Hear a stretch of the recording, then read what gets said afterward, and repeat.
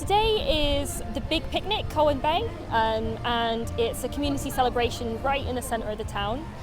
We've got loads of fantastic local bands and local community stalls here, and it's just an excuse to get everybody together and have a real celebration of everything this town is. Together For Colwyn Bay is a group of residents who live in the Glyn wards Colwyn Bay. We're a lottery-funded group as part of the Invest Local scheme, so we're one of 13 communities across Wales that's been given £1 million by the lottery to spend on community development. And the residents of the town decide what's important, so they decide the themes, and that might be improving well-being, promoting the arts, putting on events like today, and we all work together, share our skills and our gifts to make amazing projects happen.